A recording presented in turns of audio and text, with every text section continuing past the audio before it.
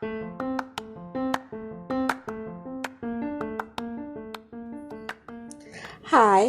and welcome to Millennials Guide to Fascinating Womanhood. My name is Lisa, and thank you for joining us again for a lovely episode. I am so glad that you're tuning in with me today. Now, if you're listening, it's probably, I tried to do this on the day of, but so many things got in the way, so I'm actually doing this at 1:30 in the morning, the day after President's Day. That is me trying to make some rhythm of Hail to the Chief, and I am doing a very poor job of it. But I am so glad that you're joining me here today. I had decided weeks ago that I really wanted to do an episode to talk about our presidents and our first ladies and their love for each other. However, because I just did the Ideal Woman episode, I decided to come up with something a little bit better. I decided actually two things. One, I am going to do an episode on the ideal woman and breaking down our first ladies and what each one represents the different characteristics of a fascinating woman as the ideal woman in a man's point of view. And I just want you to know I am currently working on and preparing my lovely page for my Patreon. So there's going to be a membership page if you would like to donate some money. There's going to be different tiers, and there's two benefits to it. First of all, there'll be a tier if you would like to just have ad-free episodes. So it's going to be, all the tiers are going to be a very minimal amount of money. But again, the basic one will definitely have it if you would like to listen to the episodes of my podcast without listening to any of the ads. Secondly, there's going to be another benefit. There'll be exclusive episodes that you would listen to if you are a certain tier Patreon member. So the bonus episode that I'll be doing and working on will be our first ladies as domestic goddesses. And trust me, the way that I came up with that idea was when I was looking into the domestic goddess. Pretty much almost every first lady is a lot of these characteristics of the ideal woman, but domestic goddess is the biggest one of them all because they have this big house and they have they have their own staff, which I'm going to talk about in a second, and they have to be in charge of this big house, which guests come to on a daily basis to both see the exterior and interior of the house. So they have to be responsible, and of course, they have visitors from all over the world coming, and they also have to, I think they also watch over the Blair House. I'm going to look into that in just a second, but definitely I'm going to do an episode. I was also thinking of doing an episode just on Mimi Eisenhower and her being a domestic goddess, but I decided not to. But I'm going to talk a little bit about her and a few of our other first ladies when I break down the characteristics of the ideal woman. So I hope you've listened to my previous episode on the ideal woman from a man's point of view. Again, I broke down what it is to be an ideal woman and what the different tiers are. Remember, it's one woman. She's split into half. She has the angelic qualities and the human qualities in her. Of course, the angelic, it represents the understanding of men, inner happiness, good character, and domestic goddess. For the human qualities, it'll be her femininity, how she radiates happiness. She has radiant health, and she has a girlish childlikeness of her. So I'm going to talk about some of the women, the first ladies who really stand out when it comes to being of these different characteristics. And I might even talk about a few cautionary tales, probably not the best examples of these different characteristics. So we're going to start first with, of course, the angelic characteristic and qualities. So of course, we're going to start with the beginning of understanding men. And around the time that I was preparing for this episode, I seen on my Facebook feed someone had actually left a news story that was done by CNBC. And actually, if you are part of the private Millennials Guide to Fascinating Womanhood Facebook group, you probably have already seen this article. And the article is actually from a study that was done at Carnegie Mellon University. And it talks about how the most successful men in the world, most likely our presidents and men of higher grade, CEOs, big businessmen, they do most well when they have a spouse that is very supportive of their successes. They're more likely to be successful when they have a supportive spouse. And that is definitely the key of understanding a man. You have to accept where they are and where they're going to be at face value. So with almost every first lady, they have to accept that they are going to have a husband who is going to be in the public eye, and not just when you're in the White House, for the rest of your natural life and their natural life. You are going to be in the public eye. You're going to be scrutinized. You are going to be criticized. You are going to be praised. You are going to be condemned for what you do in your life. And you're going to have to accept that. You're going to have to accept that from your husband. And some of these women have had years to prepare because their husbands have probably been in governors, congressmen, House representative members, senators. They've worked in federal government agencies. They've been on a campaign trail with them. Because again, a lot of these men have previous experiences in politics. So they're going to know, especially once they start in senatorship, that this might lead us to that big White House on 1600 Pennsylvania Avenue. So they have to accept this. And that is, again, one of the big things of understanding your man. He's going to need a lot of admiration because, again, he is being criticized and scrutinized and watched like a hawk. They are watching every step he's doing.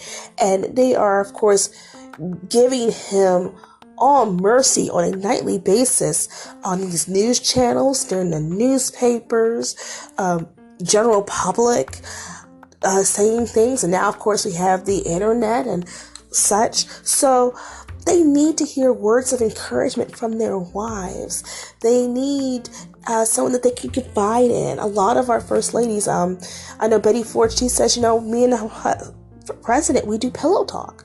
And I can already tell you, she was not the first lady to do pillow talk with her husband. Mary Todd Lincoln, during the Civil War, of course, back then, because married couples of more affluent wealth, they slept in separate bedrooms, or they slept in separate beds. So President Lincoln had one bedroom and Mary Todd Lincoln had another. And on a nightly basis, President Lincoln would actually visit her room and they would talk about what's going on in the battlefields during the Civil War. And he would confide in her on certain subjects. So even though he wanted to keep women out of his cabinet, because again, this is the mid-1800s, he still confided and talked to her. Didn't really take a lot of her advice because she was not quite fond of General Grant at the time he was general. But he said, he wins battles. Yeah, he might have a lot of bloody battles, but he wins battles. Another woman, I would say, Nancy Reagan, of course, was very understanding of her husband, and she did a little unconventional stuff with the astrology, but she really stood her ground, kind of sadly in a masculine way, but she stood her ground and, really went to bat for her husband, because her husband was sadly a pushover a little bit. She really was the tough as nails part. Again, a little bit of aggression, might be a little bit of a cautionary tale. She could have handled it probably in a more feminine way. She did cause a couple of people who were high up to get fired that her husband wouldn't have fired. Of course, a lot of secrets came out after those people got fired. But she, again, was someone who really admired her husband. She accepted where her husband was. And again, a good majority of our first ladies are understanding and loving when it comes to their husbands, and they understand where they are. Now, one first lady that was not that was Miss Jane Pierce. Now, and again, you can already see where the story is going if you're familiar with presidents, like I'm a little bit. Jane Pierce was the first lady to Franklin Pierce. She came from a very religious family who actually disapproved of her marrying him because he was in politics, and they felt that politics was of the devil. It was not of God's work. So sadly, around the time of their marriage, they had 3 kids. All their kids actually died at very young ages. One of the most tragic was actually her son Benny. I'm going to talk about what that death was, but she was so staunch on her husband not going into politics that her and her son Benny would pray that her husband would not get elected. And he did, sadly to her, gone to the point when she found out that he got elected to be president, she fainted. Sadly, 8 weeks before their inauguration, they were actually on their way to go to a funeral of a friend, and they were on a train. And a few moments after the train actually departed, it kind of went off the rails, and the only fatality, sadly, was her son. Her son, Benny, sadly got decapitated. So all three of her kids again died at very young ages. So once she made it to the White House, she was very distraught. She was not able to complete the duties of a first lady, and she was mentally unbalanced by this time. Again, she lost all three of her kids. She was out of place she did not want to be. She despised DC. She despised the fact her husband was in politics. She locked herself up in a room in the White House and wrote notes to her dead son, while her husband, who was president, was going through a very rough time, to the point that by the time he left office, people despised him and did not like him. When she died, she did serve as First Lady officially for 2 years. I try to look more into that story. I don't think she did much. She did hold a couple of dinners, but then by that time that she came in to play during the presidency, he was already regarded as one of the worst presidents to ever serve.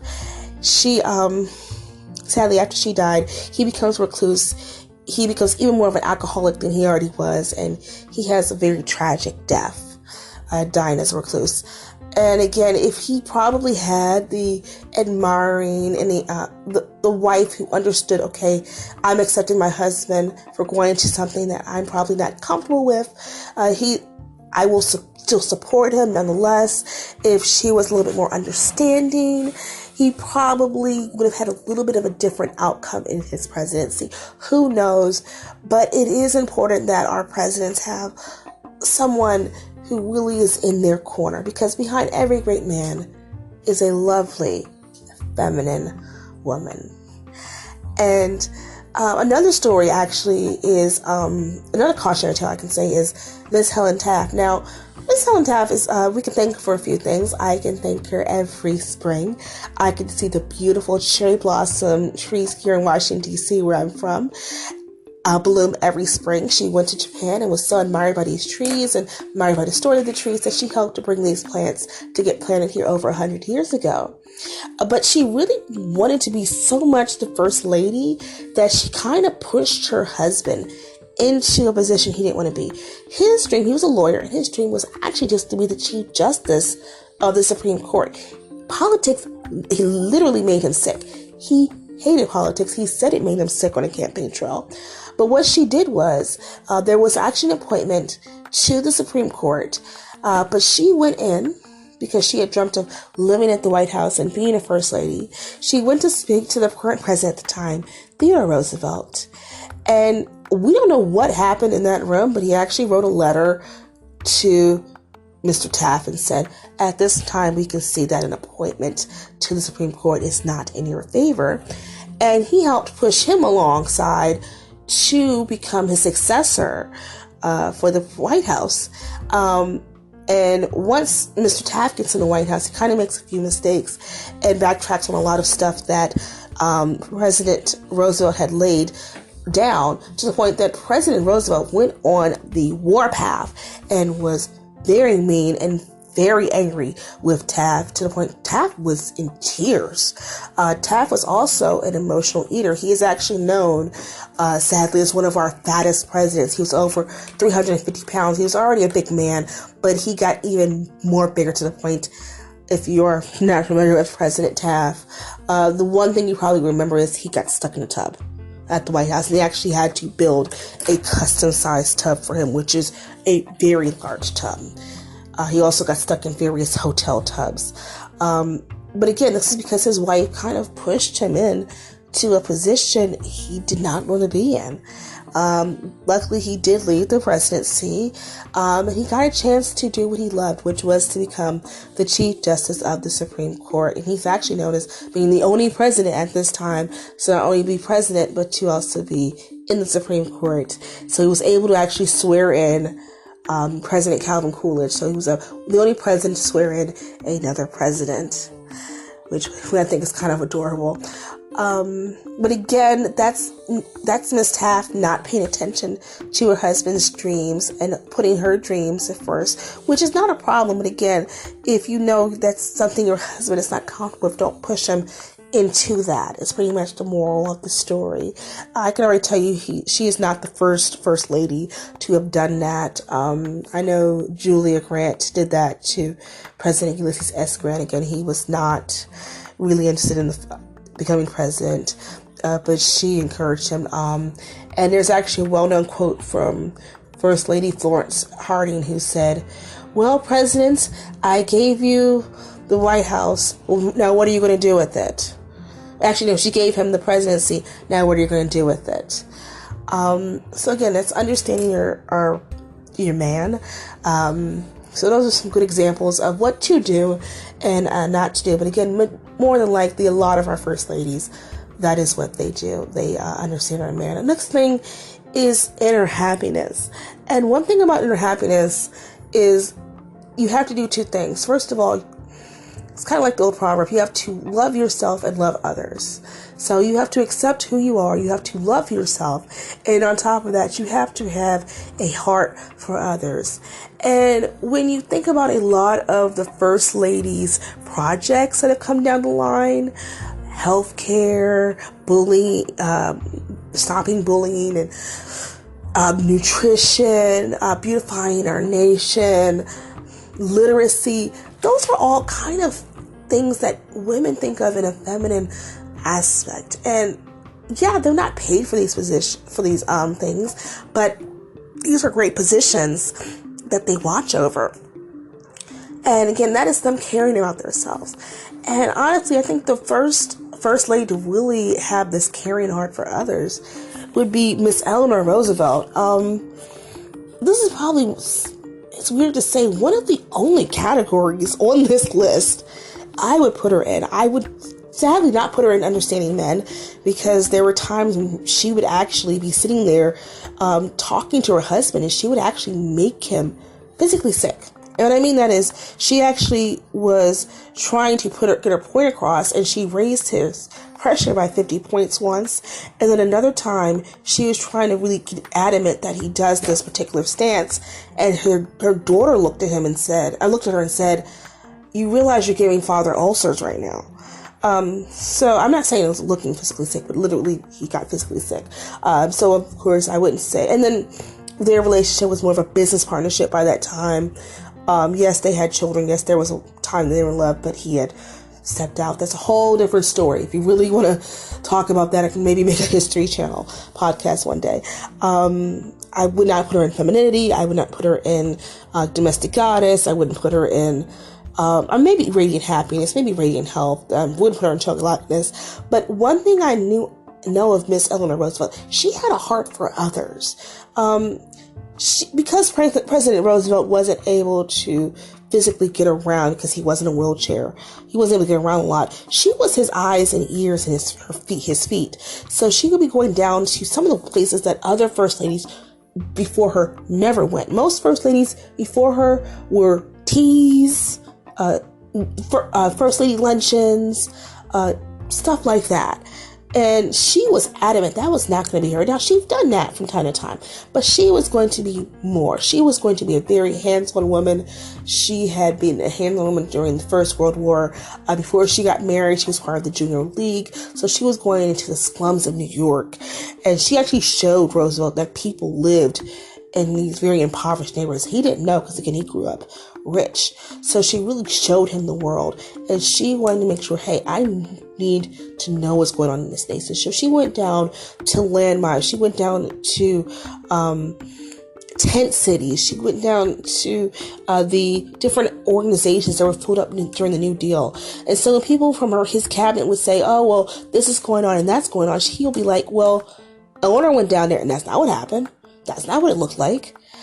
She wrote a newspaper article. She wrote it in the newspaper almost, I think, every day. She had what's called Our Day, and she would have a little commentary that she would talk about from day to day. She had her own radio program. She did this almost until the day she died. She was the first delegate of the United Nations, and she was on the panel to do the Declaration of Human Rights, and she helped to write that. She helped women's rights, civil rights. She cared about humans, and she really had a living heart about that. And again, that is really key of having inner happiness. Her inner happiness came from servicing others, to the point that once she got a little bit older and it was her time, she's seen that, time was up in her life. There was a doctor. She was a friend with a doctor who was really just trying to help her get well. And she said, no, I can't help anybody anymore. So don't help me. It's time for me to go. If I can't help anyone, I'm useless. And that's how she sadly felt. So that was of her, of course, having this inner happiness of helping others. But then she also, by the time she got into the White House, she worked on herself. This was a woman who, sadly, when she was growing up, she had a mother that was very disrespectful to her because of the way she looked. She would call her granny or homely. Her mother died when she was young. Her father, she was a daddy's girl, he died when she was young as well. I think she also lost a brother. She lost 3 members of her family, mother, father, and one of her brothers, within the span of a 2-year span. She got shipped from family member to family member. She had some very traumatic times with some family members. She married Franklin, who was actually her 5th cousin, and she was, sadly, he cheated on her during their marriage, so that's why their marriage was more of a business partnership by this time. And on top of that, she has to see her husband get paralyzed and ill from polio. And again, she was trying to always look for this particular love, but then she found it within herself, and she was able to use that love to not only help herself, but to help others all around her. So she really worked on her inner happiness, and the key was to help others. So that is one person I would consider to use inner happiness. Another one I would do, and this maybe you would agree with me or not, I would actually put Betty Ford in this category. Betty Ford was someone who really had this true inner happiness. She was very spontaneous. She said it like it was. She was really just cool and down to earth. But one thing I really admired about her was within a month after coming in office, little fact, Gerald Ford is the only president, if you don't know, who was he was not elected to be vice president, he was appointed.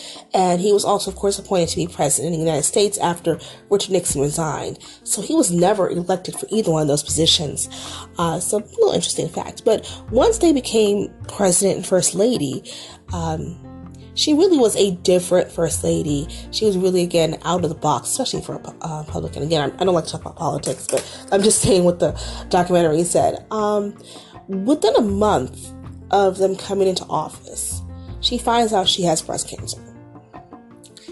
And what's very interesting about this, this was the 70s. It's like 40 some odd years ago. Believe it or not, up until about over 40 years ago, talking about breast cancer was not tolerated. That was something you kept to yourself, which is very hard to believe now, because again, we have Breast Cancer Awareness Month in October. We have the pink bows, and we have walks, and we have people that wear pink out of theirs, just to help really get the notice of breast cancer out there. But in the mid 70s, you did not talk about breast cancer. So she actually was one of the first people to say, hey, I have breast cancer, and I'm about to go in here, and I'm about to get surgery to remove the cancer from my breast. And when she was in the hospital, she heard that women all over the country were going in to get mammograms, to get their breast checked. So she really was very revolutionary for that. And on top of that, that was one thing.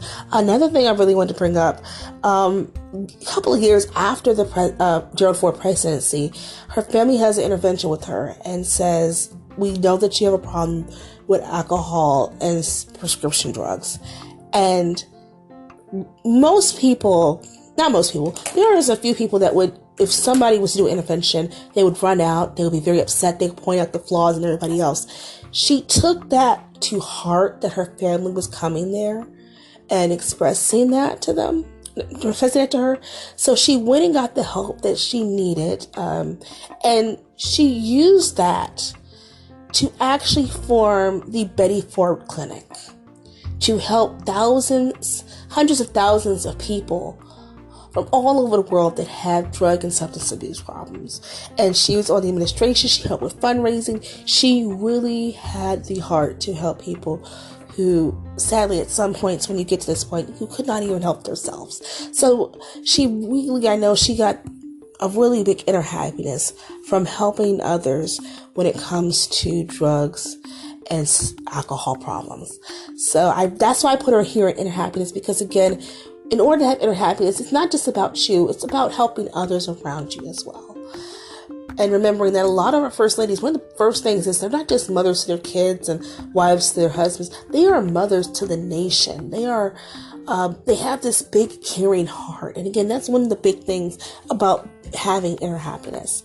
The next thing I wanted to say was to have a good character. And I think that's one of the big things you need to have. I was trying to find a first lady to put in this category. I didn't find it. I'm just going to put all of them here, most of them here, because of the fact that that's having a big memorial.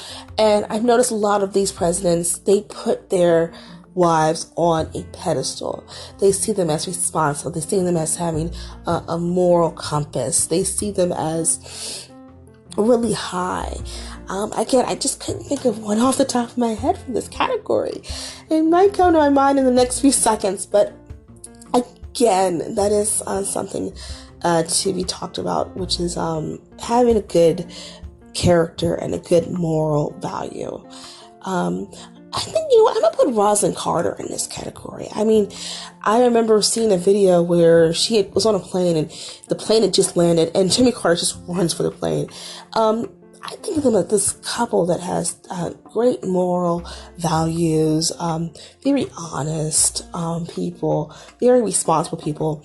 A little tidbit about them. I think one of the biggest things about our first ladies, being that I do work in the tourism business in the District of Columbia in Washington, D.C., home of our lovely Smithsonian museums, BTW, it's more than one museum. It's spread out about 17 in D.C., 2 in New York, not including our research zoo in D.C. as well.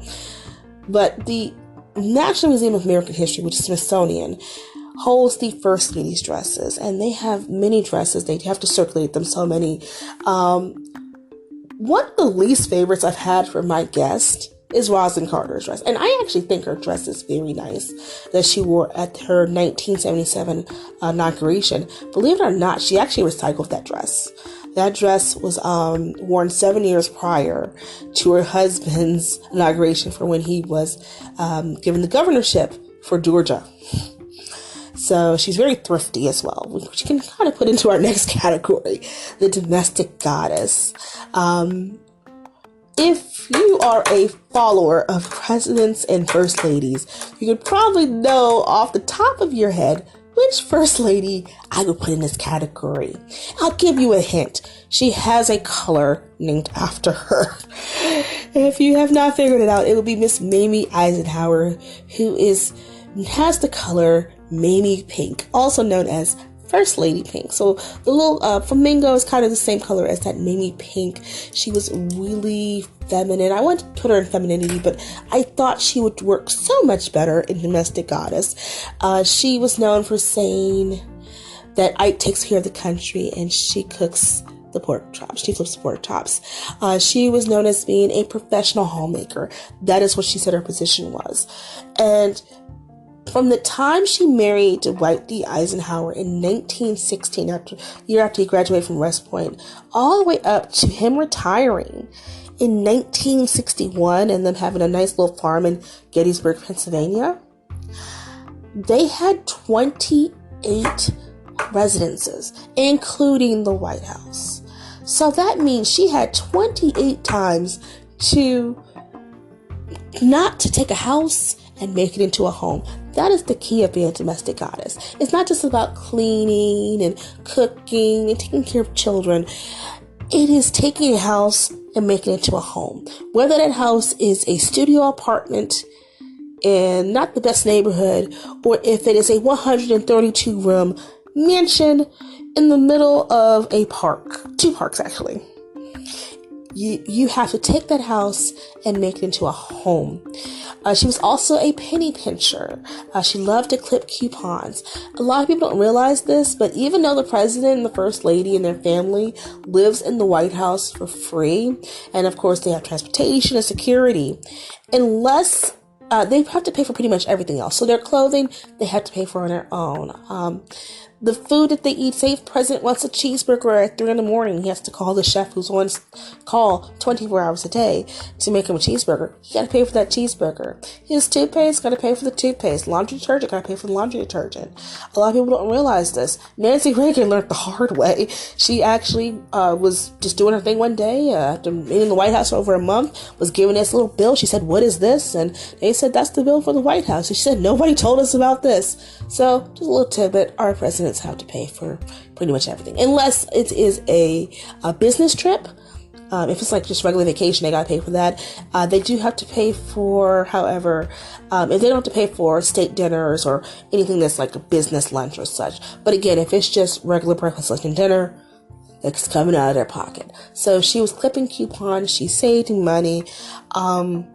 She actually, a lot of people don't realize this, they give Jacqueline Kennedy a lot of the acclaim for this, but she was actually responsible for helping to bring in some of the furniture as well after the major renovation, because just the presidency prior to hers, they had gutted out the White House, they had renovated it, and I even added 2 floors to the basement, and I think they also added another top floor as well.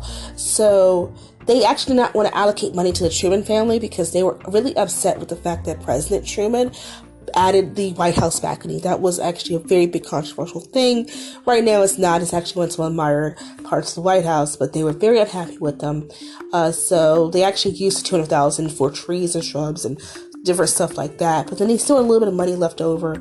And Mamie was very thrifty with this. She actually, I'm still trying to read it. It's like a 27-minute article, and I didn't get through the whole thing. I'll probably get through it before I get to the next, for the domestic goddess. She actually told someone to go down to like the Army surplus store, get some parachute silk, and she made curtains out of that for her bedroom. She told the students to make curtains out of it, and she was able to save money that way. So she was very thrifty when it came to the finishing of the White House. Of course, when Jacqueline Kennedy comes in, she spends a whole year looking for more of the antiques that are supposed to go into the White House, rather than looking for department store replications and replications of 18th century furniture. She tried to find the authentic stuff. And again, I can also put Jacqueline Kennedy in this category because she did help with that as well. And not only did she help with the domestic goddess of the furniture in the White House, she also did this while she had 2 kids under the age of 5. So just think, she had a lot on her plate. And she was actually, if you go on YouTube, I also put this on my private Facebook group. There's a video of her giving CBS a tour of the White House, of the finishing of the rooms and the furnishing and stuff, and she's talking about each one. She studied this in school. She studied French and history and architecture and art, so she knew what she was doing. This was not her first time around the rodeo. Speaking of Jacqueline Kennedy, I'm coming in now to our angelic qualities, and we could talk about femininity. So Jacqueline Kennedy is next. Of course, we cannot talk about femininity and fashion without talking about Miss Jacqueline Kennedy. The way she walked, the way that she stood, the way that she presented herself, the way she spoke, her feminine aura about her. We are still talking about the style and the composure of Miss Jacqueline Kennedy over 60 years later, after her husband's presidency. And again, she is still a style icon. She's still known as one of the most best dressed first ladies to ever serve. So I mean, again, people tried to replicate her style all over the country. Again, she was young. Her husband was the youngest president to ever be elected. She's in her 30s. She's a mom. This is one of the first families that has kids, and God knows how long, because every other president that came in prior to them, their kids were either grown and out the house or grown and out the house and had their grandkids that would come and visit. So you had 2 kids. This is the Camelot age. She has this young, youthful vibe about her. And again, we're still talking about her style and the way she had her hair and the hat she wore. Almost all of her outfits are just so iconic and beautiful. But again, when we think of femininity, we definitely think of Jacqueline Kennedy. But again, almost all of our first ladies, Nancy Reagan, she had this Hollywood-esque style about her, especially as an older woman. First Lady Michelle Obama, she has this very eloquent style, and on top of that, a very frugal style. A lot of her clothes came from off the rack, like J. Crew and Target, and who's the other one? Anne Klein and Tabit. And again, these were clothes that you can just... And most of us humans, most of us just regular folk, are able to acquire. So, who else? Melania Trump, of course. She is another style icon. So we have a lot of first ladies, again, who come in. During the years, Frances Cleveland was known to be an icon of femininity as well. So when it comes into fashion and how our first ladies present themselves, again, pretty much it's mostly quite a few for first ladies across the board, but definitely want to highlight Miss Jacqueline Kennedy. The next one would be, of course, Radiate Happiness. And this was a little bit tough one, but I decided to put Miss Lady Bird Johnson in this corner, because whenever I just see a picture of her, she is just smiling and she's just happy and just this glow about her. And again, her name is Lady Bird, so of course they're going to put her in this category. And think about what her first lady project was: beautify America, put flowers everywhere, make gardens. That's something a happy person wants to do. So I definitely wanted to put Miss Lady Bird Johnson here. Again, another feminine woman. She has one of my favorite first lady's dresses. I have to put down top 5. First lady, Michelle Obama's dress. Then I have Lady Bird Johnson. I'm going to put down who else? Both of Miss Mamie Eisenhower dresses. Actually, the more of a darker pink is my favorite, which is the one that's currently on display as I speak. And then who was number 1? I think Betty Ford was no, it wasn't Betty Ford. It was married to Miss Martha Washington. She was definitely in there. But yeah, so I definitely want to say, if you get a chance, go to Smithsonian, come visit. It's free. Or you can go online and see the dresses as well. They're beautiful. They have even more fashion that they have to periodically take in and out. So I might have named a dress and it might not be on display, because again, they have to preserve these dresses for generations and generations to come. Some of these dresses have been there for over 100 years, but again, a whole nother story. So again, Radiate Happiness, Miss Lady Bird Johnson.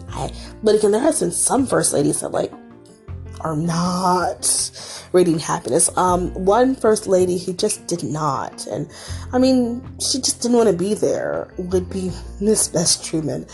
I mean, yes, she had some good qualities. She's the one who was actually responsible for saving the White House. They were one of the things they wanted to do with the White House was knock it down and move somewhere else. And she said, no, these walls are of the American culture. These are American history. You knock those walls down, you take down American history as its whole. So what they did was they actually did it from the inside out, the renovation. So we can thank her for that. But Bess Truman did not want to be there.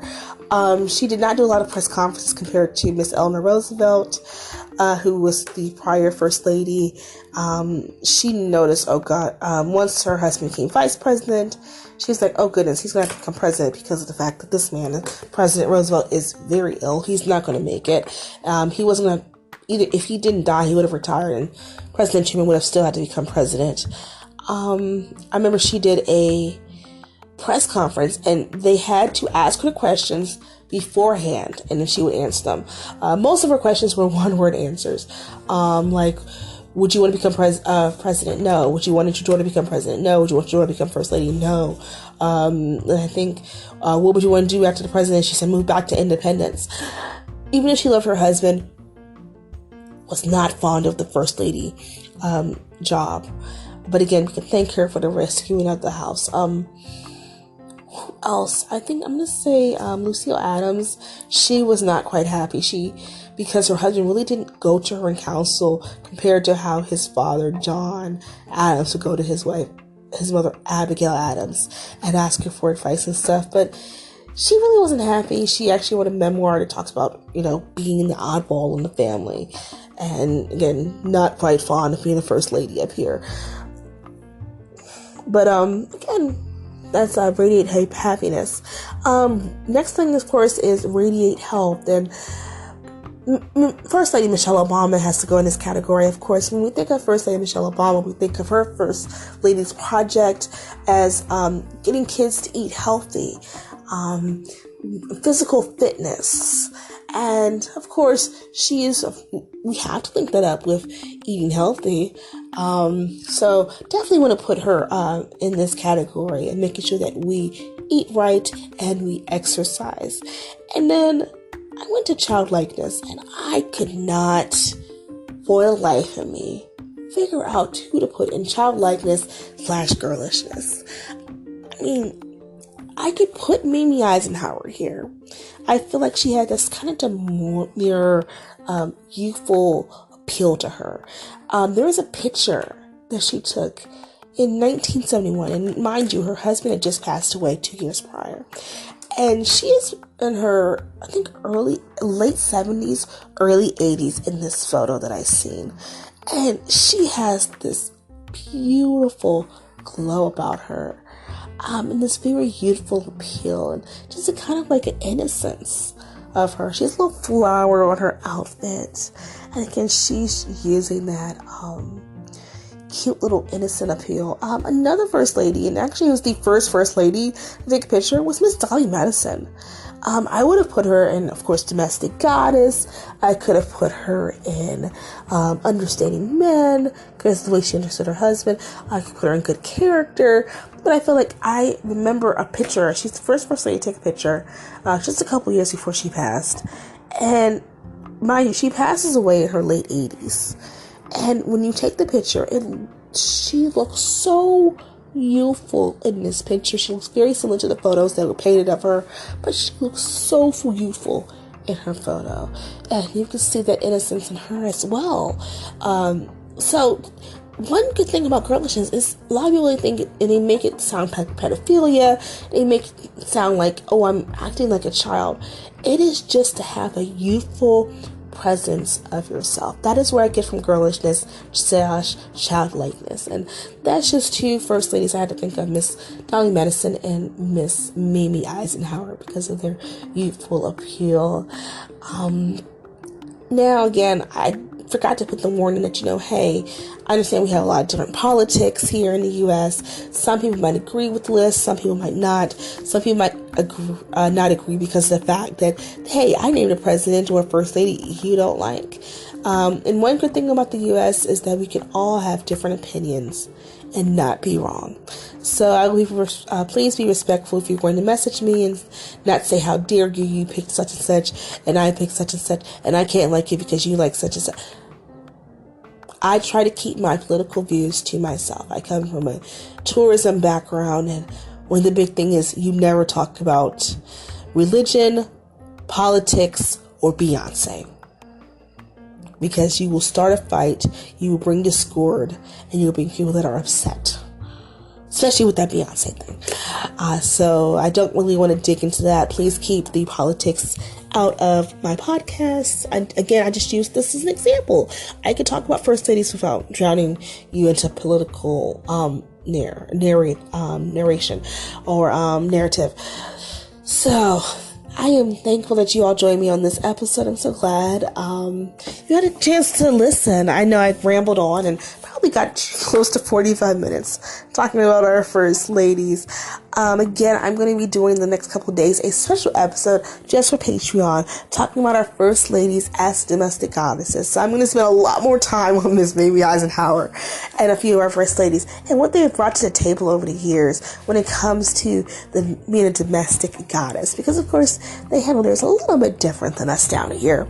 But again, thank you all so much for joining us. If you'd like to leave a voice message about your opinion of the show, or if you'd like to be a guest, feel free to do so. I also have my email address that you can leave. If you want to leave a little cash to help support the channel, you can leave it both in our PayPal and also our Cash app. I have the apps down there as well. And you can also now, probably by the time this is loaded, you can also download you can also get a membership with Patreon. I'm sorry, it's a little late right now, so I'm acting a little bit silly. But again, you can get a Patreon membership. Again, it's going to be exclusive offers and different tiers that the general public won't be able to get. But you can join us on Patreon. And thank you all so much for joining me today.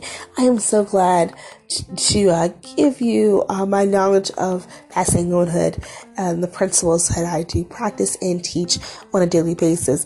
I hope you all get a chance to inquire your femininity, inspire masculinity, and also rekindle the love in your relationships. Again, thank you all for joining us. My name is Lisa, and I will see you all next time. Our next episode for the general public will be about our celebrities and also fictional characters that have come out with the beautiful ideal woman. So we'll talk about the ideal woman this time in celebrity form, different celebrities that you can find that in. But again, thank you all so much, and you have a great, wonderful, and lovely day.